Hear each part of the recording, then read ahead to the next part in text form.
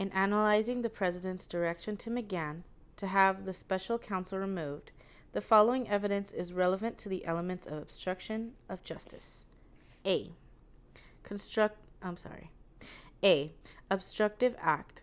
As with the president's firing of Comey, the attempt to remove the special counsel would qualify as an obstructive act if it would naturally obstruct the investigation and any grand jury proceedings that might follow from the inquiry, even if the removal of the lead prosecutor would not prevent the investigation from continuing under a new appointee. A fact finder would need to consider whether the act had the potential to delay further action in the investigation, chill the actions of the replacement special counsel, or otherwise impede the investigation. A threshold question is whether the president in fact directed McGahn to have the special counsel removed. After news organizations reported that in June 2017, the president had ordered McGahn to have special counsel removed, the president publicly disputed the accounts and privately told McGahn that he had simply wanted McGahn to bring conflicts of interest to the Department of Justice action.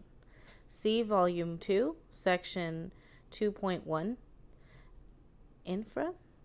Some of the president's specific language that McGahn recalled from the calls is consistent with that explanation. Substantial evidence, however, supports that the conclusion of the president went further, in fact, directed McGahn to call Rosenstein to have the special counsel removed.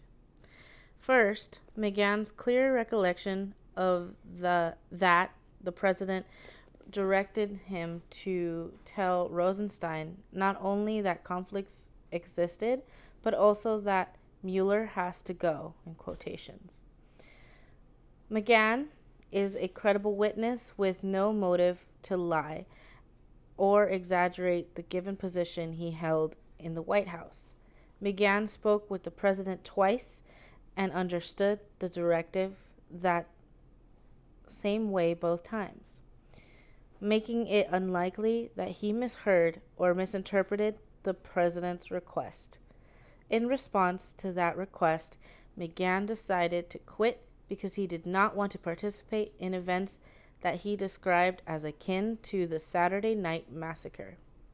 He called his lawyer, drove to the White House, packed up his office, prepared to submit a resignation letter to his chief of staff, and told Priebus that the president had asked him to do crazy shit, in quotations, and informed Priebus and Bannon that he was leaving. Those acts would be highly unusual reaction to a request to convey information to the Department of Justice. Second, in the days before the calls to began, the president, through his counsel, had already brought the asserted conflicts to the attention of the Department of Justice. Accordingly, the president had no reason to have McGahn call Rosenstein that weekend to raise conflict issues that already had been raised. Third, the president's sense of urgency and repeated requests to McGahn to take immediate action on a weekend, quotations, you got to do this, you got to call it, Rod, end quotation, support McGahn's recollection that the president wanted the Department of Justice to take action to remove the special counsel. Had the president instead sought only to have the Department of Justice re-examine asserted conflicts to evaluate whether they posed an ethical bar, it would have been unnecessary to set the process in motion on a Saturday and to make repeated calls to McGahn. Finally, the president had discussed, quote, knocking out Mueller, unquote, and raised conflicts of interest in a May 23, 2017 call with McGahn, reflecting that the president connected the conflicts to a plan to remove the special counsel. And in the days leading up to June 17, 2017, the president made it clear to Priebus and Bannon, who then told Ruddy, that the president was considering terminating the special counsel. Also during this time period, the president reached out to Christie to get his thoughts on on firing the special counsel. This evidence shows that the president was not just seeking an examination of whether conflicts existed, but instead was looking to use asserted conflicts as a way to terminate the special counsel. Point B. Nexus to an official proceeding. To satisfy the proceeding requirement, it would be necessary to establish a nexus between the president's act of seeking to terminate the special counsel and a pending or foreseeable grand jury proceeding. Substantial evidence indicates that by June 17, 2017, the president knew his conduct was under investigation by a federal prosecutor who would present any evidence of federal crimes to a grand jury.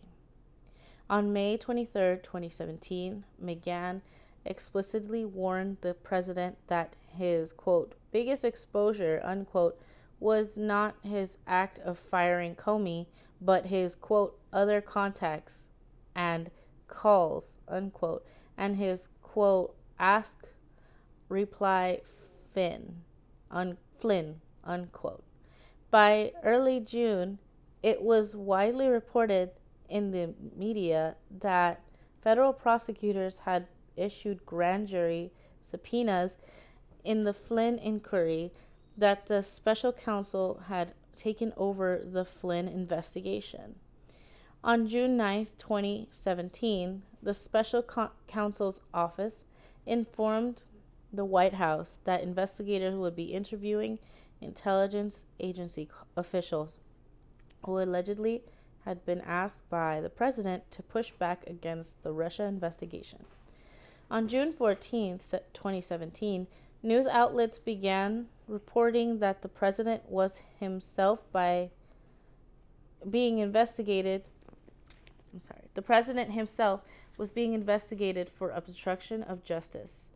Based on widespread reporting, the president knew that such an investigation would include his request for Comey's loyalty.